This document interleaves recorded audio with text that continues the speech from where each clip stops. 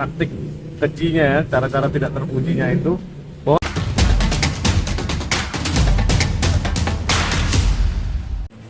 melihat perkara ini ya, saya terus terenyuh sekali ya, sampai meneteskan air mata karena nggak ada yang lebih keji daripada hal ini. Karena kenapa? Hak asuh sudah dimilikin sama klien saya kan ya, Marwah, sejak 7 tahun yang lalu, 2016. Sampai detik ini bukannya malah diserahkan, tapi malah dipermainkan klien saya. Karena anak-anak itu sudah dianggap di brainwash sama pihaknya Arik, malah dianggapnya klien saya tuh yang penjahatnya, karena dia tidak mau memberikan izin untuk membuat paspor, kemudian tidak dipikirnya klien saya itu orang yang paling berdosa lah, sehingga mereka tuh nggak bisa jalan-jalan ke luar negeri. Maksudnya di brainwash gimana tuh, Bang? Artinya begini, ada mainan-mainan terus dan segala macam yang hadiah-hadiah yang coba diserahkan oleh Sania Marwah ke anak-anaknya, diblok sama si Arik karena dibilangnya enggak, dia nggak mau ngasih karena begini. Makanya kan di dalam status postingannya jelas bahwa sebetulnya barang-barang itu ada, cuman nggak diperbolehkan untuk diterima sama si Arik untuk anak-anaknya. Makanya di brainwashnya itu sedemikian rupanya, taktik kejinya, cara-cara tidak terpujinya itu bahwa anaknya tuh dijauhkan dari ibunya, bahwa ibunya itulah pergi kerja terus, nggak mau ngurus anaknya lah, dan sebagainya. Terus udah berapa lama itu, Pak? Setelah Ya, di sana apa? ya selama 7 tahun ini. Nah, puncaknya ketika soal paspor ini ya, tiba-tiba semua akses diputus, ya kan? Kalau mau ketemu tanda tangan paspor dulu atau segala macam begitu. Tapi pada prinsipnya klien saya tidak akan memberikan izin untuk bepergian ke luar negeri ya, kalau memang si Arik tidak menyerahkan anak-anak itu ke Sania Marwah. Nah, terus ada tindakan lebih lanjut mungkin dari Pak Syah? Yang jelas kalau untuk tindakan lebih lanjut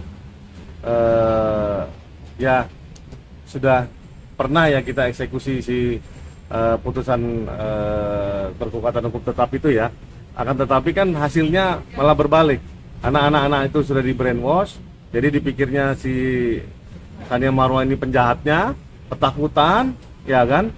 Anak-anak itu ketika mau dibawa sama klien saya. Oh gitu. Makanya yang dianggap penjahat itu klien saya di pikiran anak-anak.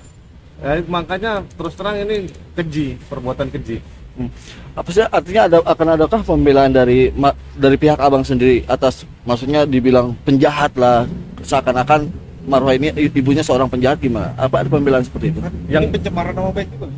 Bukan, yang jelas ini kan sebetulnya klien saya menjaga psikisnya anak-anak. Tapi di lain pihak bapaknya bukan menjaga psikisnya, tapi malah menjerumuskan dan menjorokkan anak-anak ini ke jurang bahwa sebetulnya dipertontonkan ada perkelahian antara orang tua. Padahal kan klien saya sudah mencoba meredam fakta itu bahwa sebetulnya anak-anak ini kita coba urus bersama. Nah, cuman kan itu ditolak karena dia mau si Arik itu sendiri untuk mengurus anak-anak itu. Tapi yang kami curiga sebetulnya pihak Arik itu tidak mau menyerahkan ke Sania Marwah karena takut untuk memberikan tunjangan pendidikan dan nafkah untuk anak-anak itu kali. Nah, terus udah pernah coba ke rumahnya untuk komunikasi atau telepon atau gimana? Ya, yang jelas kalau untuk si klien saya si Wawa, dia sampai ngontrak di dekat sekolahannya anaknya karena cuma bisa ketemu di sekolahan. Dilarang untuk rumahnya karena di rumahnya pasti akan diteriak-teriakin apa segala macam. Kan kita udah pernah lihat itu, ada live di TV kok, masih ada di YouTube-nya juga masih ada ini. Yang soal eksekusi putusan hak asuh yang pertama kali itu loh, itu kan pernah ada waktu puasa tahun 2020 apa 2019 gitu, saya lupa. Nah, tapi kan itu kan ada putusan, kenapa nggak kan. Nah, pertanyaannya itu bagus. Negara ini menurut saya sangat-sangat lemah di dalam penegakan hukum soal hak asuh anak. Saya melihat benar-benar menyedihkan.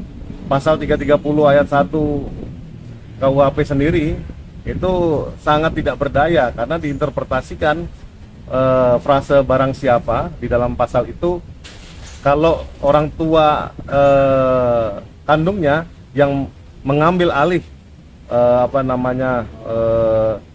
anak itu tanpa hak asuh, itu dianggap benar sama kejaksaan maupun kepolisian. Jadi ini yang miris, makanya teman-teman rekan sejawat kami sudah mencoba mengajukan judicial review ke Mahkamah Konstitusi mengenai hak asuh ini, supaya di reinstate barang siapa, frase barang siapa itu selain pemegang hak asuh tidak berhak. Karena yang diinterpretasikan ini malah sebaliknya, diinterpretasikan secara bebas oleh para penegak hukum lainnya, bahwa kalau bapak atau ibu kandungnya selain pemegang hak asuh itu sah-sah saja, pasal itu tidak berlaku. Nah, itu menurut saya interpretasi sesat. Makanya kita mencoba mendukung perjuangan dari rekan-rekan pengacara yang membawa sebetulnya ini adalah puncak dari gunung es keresahan masyarakat soal hak asuh anak. Klien saya aja yang public figure ini saja tidak diindahkan, apalagi masyarakat biasa. Udah sampai di mana tuh Pak?